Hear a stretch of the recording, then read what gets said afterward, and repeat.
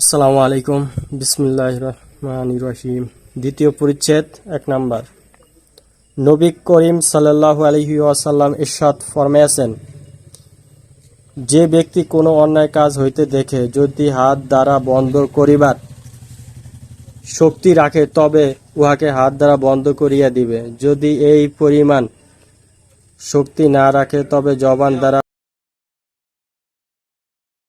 উহার প্রতিবাদ করিবে।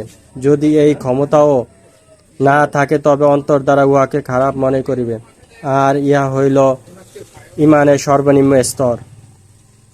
অন্য হাদিসে আছে, যদি তাহার জবান দ্বারা বন্ধ করিবার শক্তি থাকে তবে জবান দ্বারা বন্ধ করিয়া দিবে, নতুবা অন্তরে উহাকে ঘৃণা করিবে, ইহাতেও সে দায়মুক্ত হইয়া যাইবে।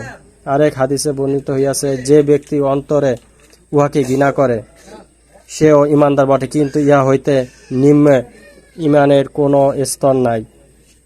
এই বিষয়ে নবী করিম সাল্লাল্লাহু আলাইহি ওয়াসাল্লামের কয়েকটি ইরশাদ বিভিন্ন হাদিসে বর্ণিত হইয়াছে। এখন উক্ত হাদিসে অনুযায়ী আমল করার ব্যাপারও দেখা উচিত। আমাদের মধ্যে কতজন লোক এইরূপ আছে যে কোনো অন্যায় কাজ হইতে দেখিয়া উহাকে হাত দ্বারা বন্ধ করিয়া দেয়, অথবা শুধু জবান দ্বারা উহাকে অন্যায় বলিয়া প্রকাশ করিয়া দেয়, অথবা দুর্বল ইমান হিসাবে কমপক্ষে অন্তরে উহাকে ঘৃণা করে, কিংবা ওই কাজ হইতে দেখিয়া অন্তরে ব্যথা অনুভব করে। নির্জনে বসিয়া একটু চিন্তা করুন, কি হইবার ছিল আর কি হইতেছে।